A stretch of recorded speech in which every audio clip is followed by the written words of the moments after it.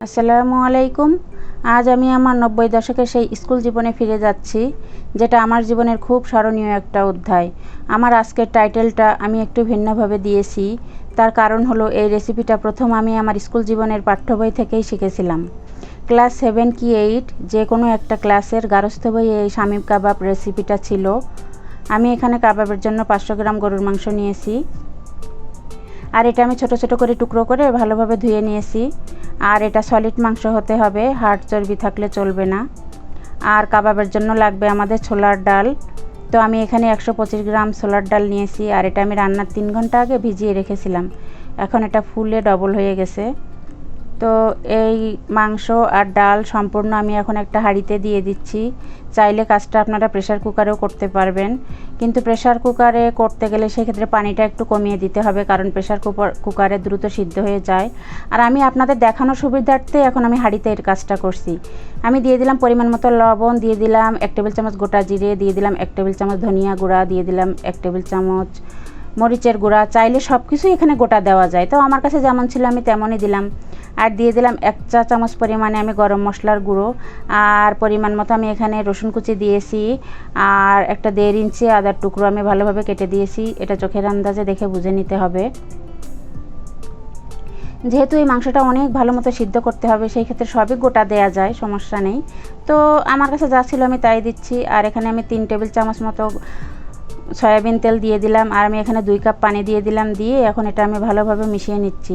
আমার আরও সিদ্ধ হতে পানি লাগবে, তো এখন আমি একটু অল্প পরিমাণে দিলাম, আমি পরে দিয়ে দিব। টোটাল আমার 4 কাপ পানি লাগবে এটা সিদ্ধ হতে।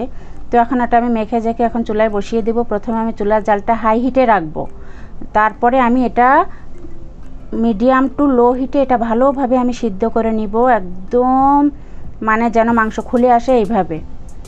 তো এটা এখন আমি ঢাকনা দিয়ে চুলায় বসিয়ে দিচ্ছি। তো এই দেখেন আমি কিভাবে এটা সিদ্ধ করে নিয়েছি, একদম যেন শুকনো শুকনো হয়। আর এই যে কড়াইয়ের গা থেকে যখন ছেড়ে ছেড়ে যাবে, ডালটাও পুরো সিদ্ধ হয়ে গেছে, মাংসটাও খুলে খুলে আসছে, তখন বুঝবেন যে এটা আপনার কাবাবের জন্য রেডি হয়ে যাচ্ছে। তো এটা আমি এখন নামিয়ে ঠান্ডা করে নিব।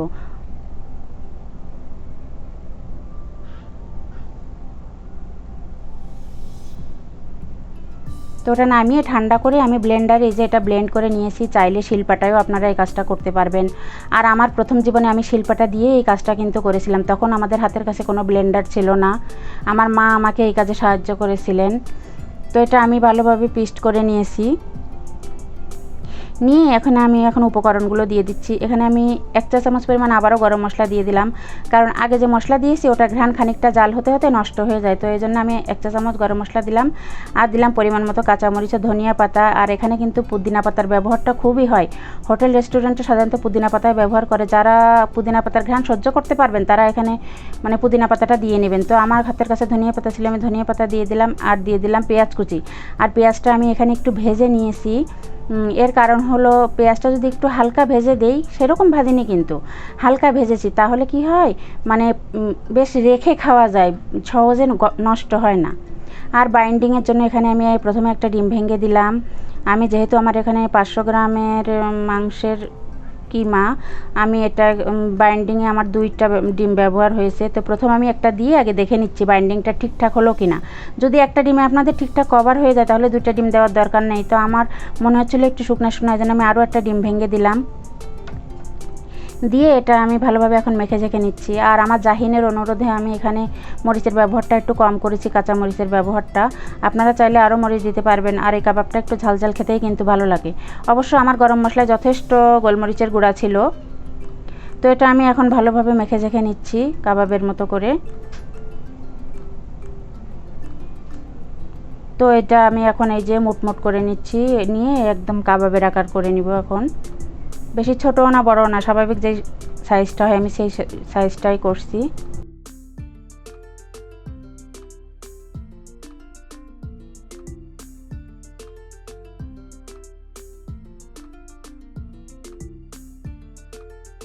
তো আমি সবগুলো একই সাইজের করার চেষ্টা করছি। এভাবে হাত দিয়ে ঘুরিয়ে ঘুরিয়ে এটা সম্পূর্ণ আমি কাবাবের আকারে এখন সম্পূর্ণটা বানিয়ে নিব। আর এটা কিন্তু চাইলে ফ্রিজেও ডিপ ফ্রিজে সংরক্ষণ করে খাওয়া যায়। সেই ক্ষেত্রে আপনার 2-3 মাসও সংরক্ষণ করে খাওয়া যাবে। তো এইভাবে কাবাবের আকারে বানিয়ে আমরা যদি এটারে একটু মানে এরকম প্লেটে নিয়ে একটার গা থেকে একটা এরকম আলাদাভাবে যদি এটা ডিপে রেখে দেই, ঠিক এই অবস্থায় রেখে দিয়ে 1 ঘন্টা পরে বের করে আমরা কোনো বক্সে অথবা এয়ারটাইট মানে প্যাকেট করে আমরা ডিপে সংরক্ষণ করে রাখতে পারবো। পরে ফ্রিজ থেকে বের করে ভেজে খেয়ে নিলে হয়। তো আমি এখন সবগুলো এভাবে বানিয়ে নিয়েছি, এখন এগুলো আমি ভেজে নিব।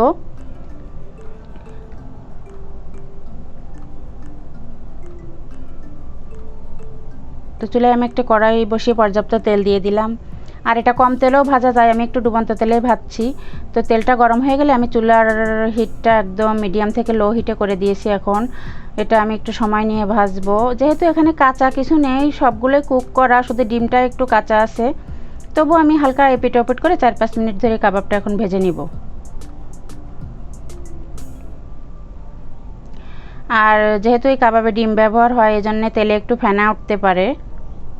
যে সমস্ত খাবারে ডিমের ব্যবহার থাকে ভাজতে গেলে কিন্তু একটু এরকম ফেনা ওঠে। তো আমি 2 মিনিট ভাজার পরে এটা আবার একটু উল্টে দিচ্ছি।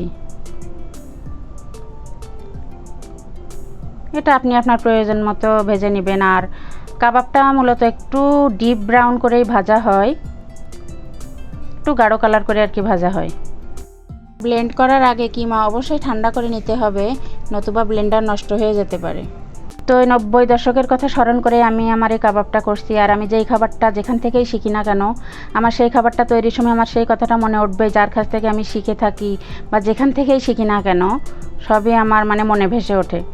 তো আমার কাবাবগুলো ভাজা হয়ে গেছে, আমি একটা ছাঁকনির সাহায্যে এখন এগুলো তুলে নিচ্ছি।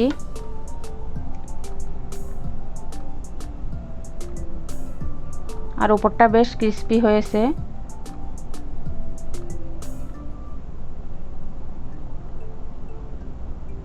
আর এই কাবাব পোলাওর সাথে পরিবেশন করা যায়, এমনিতেও খাওয়া যায়, শসা দিয়ে খেতে খুবই ভালো লাগে। তো একইভাবে আমি সমস্ত কাবাবগুলো ভেজে নিয়েছি।